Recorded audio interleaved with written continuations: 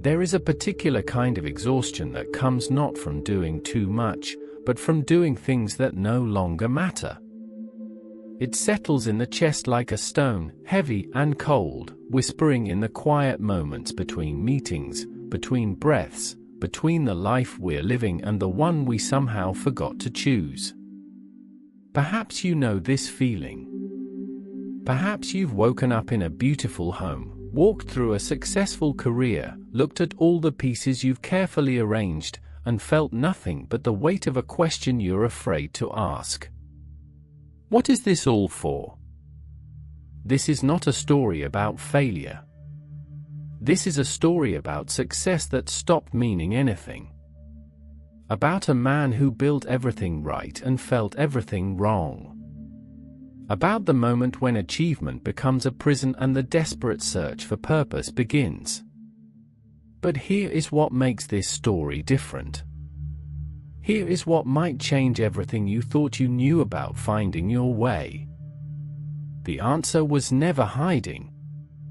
It was calling. Softly. Constantly.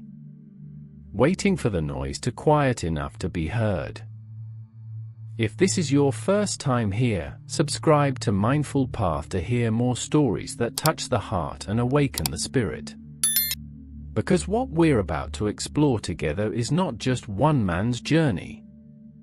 It is the journey of anyone who has ever felt lost in a life they worked so hard to create. And now, let us begin this path together, gently, with open hearts and quiet minds. David was 42 when the question finally broke through. 42 years of building, climbing, achieving, perfecting. He was an architect in Seattle, the kind whose buildings shaped skylines, whose designs won awards that sat gathering dust on shelves he never looked at anymore. His apartment overlooked the water, floor-to-ceiling windows framing sunsets he rarely watched. His calendar was full. His bank account was fuller. And inside, in the place where joy should live, there was only a vast and terrible silence. The morning it happened, David woke at 5:30, the same as always. He made coffee in the machine that cost more than some people's monthly rent.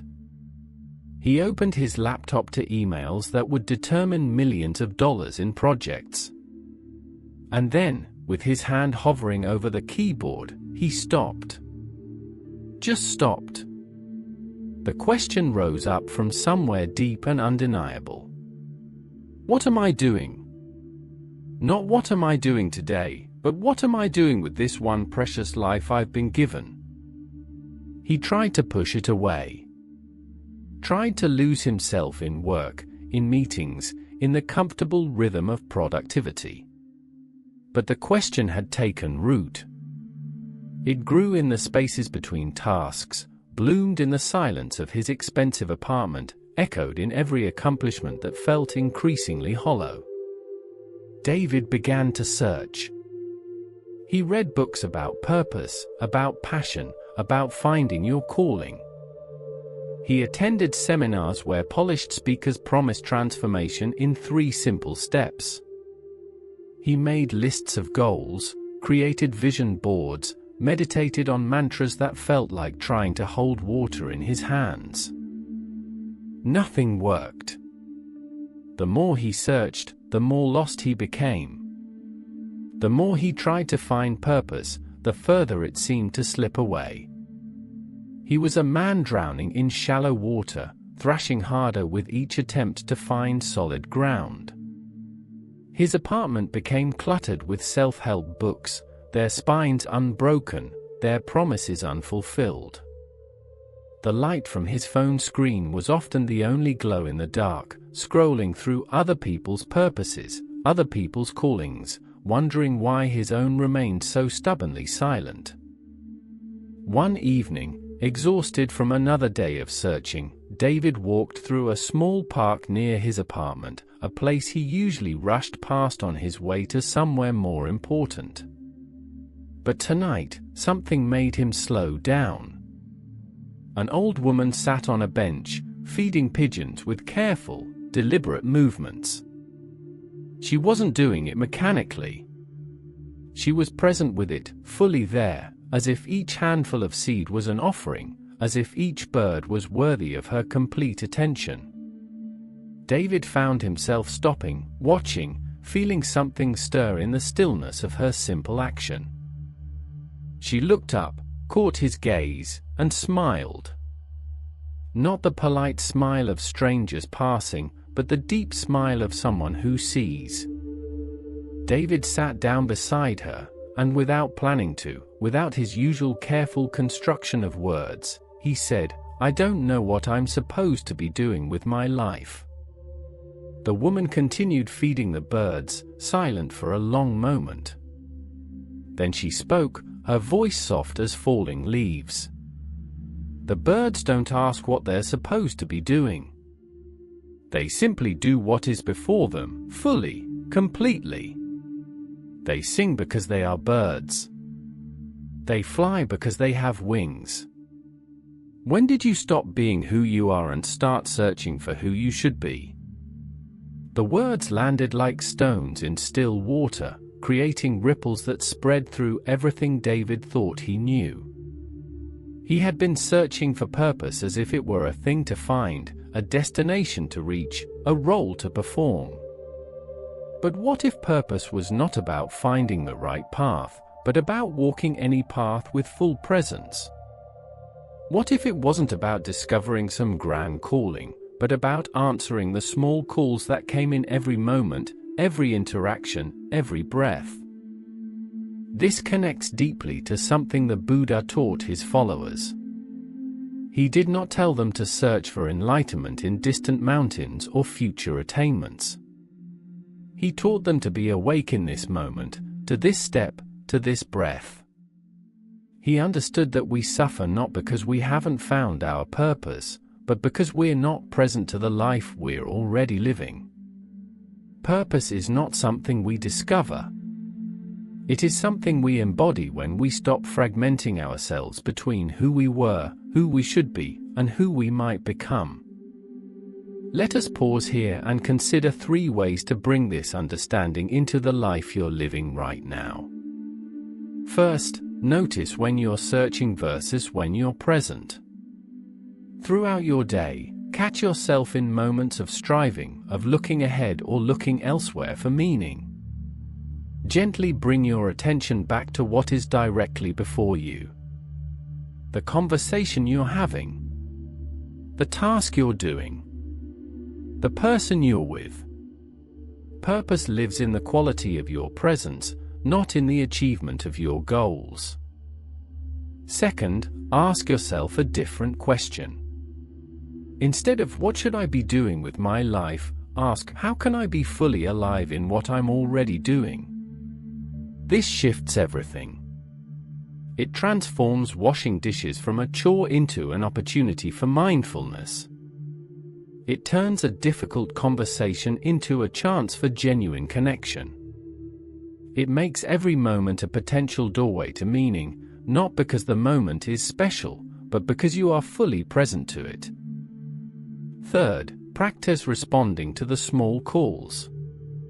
Purpose often whispers before it speaks. It shows up in the quiet impulse to help someone, to create something, to simply pause and breathe. We ignore these small calls while searching for the big one, not realizing that purpose is built from accumulated moments of saying yes to what is real and present and true right now. The old woman in the park wasn't feeding birds because it was her grand purpose. She was fully present to the act of feeding birds, and in that presence, purpose flowed through her naturally, effortlessly. What small call have you been ignoring while searching for the big one? What is right in front of you, asking for your presence, your attention, your care? Share your thoughts in the comments below. Let us learn from each other's awakening. David returned to that park the next evening, and the next, not to see the old woman again, but because something in him had shifted, had softened, had begun to listen differently. He started noticing things he had walked past for years. The way light moved through leaves. The sound of children playing, their laughter untainted by questions of purpose. The faces of people passing, each carrying their own stories, their own quiet struggles, their own moments of grace. One afternoon, a young boy approached him, perhaps 7 or 8 years old, holding a broken toy airplane. The boy asked if David could fix it. Normally, David would have politely declined, too busy, too important, too focused on bigger things. But something had changed. He took the toy, examined it carefully, and with gentle hands, adjusted the small plastic pieces until the wings clicked back into place. The boy's face illuminated with pure joy, and in that moment, David felt something he hadn't felt in years. Not accomplishment, not achievement, but simple, uncomplicated presence. He had been fully there, fully engaged, fully alive in one small act of kindness. This became his practice, though he didn't call it that. He began showing up fully to the small moments. He had coffee with his assistant and actually listened to her dreams of starting her own design firm, offering guidance without agenda, present to her hopes without needing to fix or control them. He called his mother, whom he usually spoke to in distracted fragments between meetings, and for the first time in years, he heard the loneliness in her voice and the love beneath her questions. He stayed on the phone for an hour, doing nothing but being her son, and it felt more purposeful than any building he'd ever designed. At work, something shifted too. David noticed a young intern struggling with a design problem, staying late night after night, the familiar desperation of trying to prove worth through achievement. David recognized himself in those tired eyes. He sat down beside the young man and shared not his solutions, but his own struggles, his own moments of doubt, his own journey from searching to presence. He taught not from authority, but from authenticity. And in that teaching, he felt purpose move through him like breath, natural and necessary and right. Weeks passed, then months. David's life from the outside looked largely the same. He still designed buildings, still attended meetings, still lived in the same apartment. But everything had changed. He was no longer performing his life, trying to make it mean something. He was living it, fully, presently, with an attention that transformed ordinary moments into sacred ones. The question that had broken him open, "What am I doing?" had evolved into a gentler inquiry, "How am I being?" He realized something profound that the Buddha had taught 25 centuries ago. We suffer when we divide ourselves, when we split our attention between here and somewhere else, between now and some future fulfillment, between who we are and who we think we should be. But when we gather ourselves fully into this moment, into this breath, into this one unrepeatable instance of being alive, purpose stops being something we search for and becomes something we are. David understood now that he hadn't been lost because he lacked purpose.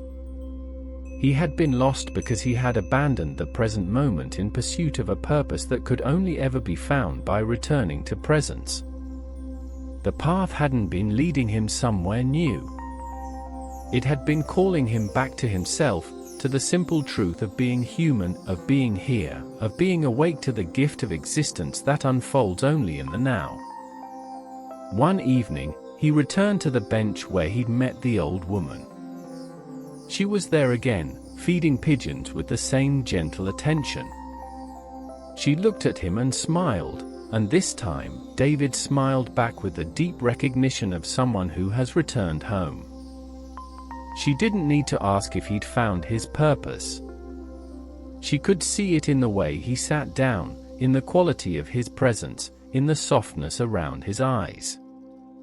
He hadn't found purpose. He had become it. Purpose is not hiding in some distant future, waiting to be discovered. It is here, now, in the way we meet this moment with our whole being. This is not a small truth. This is the truth that changes everything. When we stop fragmenting ourselves, stop dividing our attention between what was and what should be, when we gather all of who we are into the simple act of being fully present, purpose stops being a question and becomes the answer we embody with every breath. David's transformation was not dramatic in the way our culture celebrates. He didn't quit his job to travel the world. He didn't start a non-profit or write a best-selling book or give TED Talks about finding your passion. His transformation was quieter, deeper, more fundamental. He learned to bring his whole self to wherever he was, to whatever he was doing, to whomever he was with. And in that wholeness, in that integration of attention and intention, purpose flowed through him as naturally as breath flows through lungs. This is what the ancient teachings point to again and again. The Buddha taught that suffering arises from tanha, from craving, from the desperate grasping for something other than what is. We suffer when we believe that meaning exists somewhere else, sometime else, in some other version of ourselves. But when we release that grasping, when we settle into the profound acceptance of this moment exactly as it is, we discover that purpose was never absent. We were simply too busy searching to notice it. Think of it this way. A river doesn't search for its purpose. It simply flows, responding fully to the landscape it encounters, carving canyons not through striving but through consistent, present movement. A tree doesn't wonder if it's fulfilling its calling. It grows toward light, roots into earth, offers shade and oxygen and beauty, not because it has found its purpose, but because it is fully being what it is. Humans are the only creatures who torture themselves with questions of meaning while standing in the middle of meaningful lives. David learned to trust the path beneath his feet rather than constantly scanning the horizon for a better one. He learned that purpose is not a destination but a quality of traveling. It's not what you do, but how fully you inhabit what you're doing. You can wash dishes with such presence that it becomes prayer. You can have a conversation with such attention that it becomes healing. You can sit in traffic with such acceptance that it becomes meditation. Purpose doesn't require grand gestures. It requires genuine presence. The old woman in the park understood this. She wasn't special. She wasn't enlightened in some mystical sense. She had simply learned through years of living, through accumulated moments of presence, that the small things done with great love and complete attention are not small things at all. They are everything. They are the substance of a life well lived. They are purpose made visible, made tangible, made real in the infinite succession of present moments that comprise a human life. So what is calling you back? Not forward to some imagined future, but back to the life you're already living, back to the body you're already in, back to the moment that is always and only now? What would it feel like to stop searching and start arriving? To stop performing and start being? To release the exhausting narrative of purpose as achievement and embrace the simpler truth of purpose as presence? You don't need to have it all figured out. You don't need to know your calling in some grand, sweeping sense. You only need to answer the small call of this moment. Be here.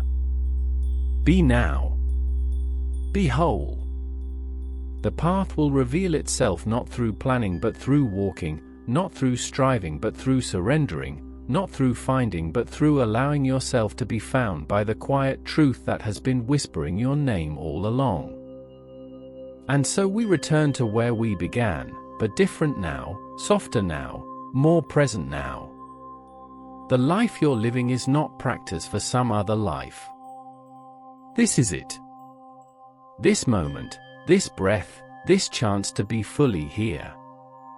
Purpose is not something you find when everything falls into place. It is what emerges when you fall into place within everything, when you stop resisting and start residing, when you trade the exhausting search for the peaceful settlement of presence. May you hear the path calling you back. May you trust the ground beneath your feet. May you discover that you were never lost, only looking in the wrong direction. The way home is not forward or backward. It is inward and present. It is here. It has always been here. And it is waiting for you to arrive, to truly arrive, to the one life you have been given, the one that is unfolding right now, in this moment, in all its ordinary, extraordinary grace. If you found value in today's story, if something resonated in your heart, please take a moment to press the like button below. If the content we share here feels meaningful to you, consider subscribing and sharing Mindful Path so more people can discover these stories that touch the soul and awaken the spirit. Thank you for being here, for listening, for walking this path with an open heart. May your day be filled with peace, presence, and the quiet joy of simply being alive.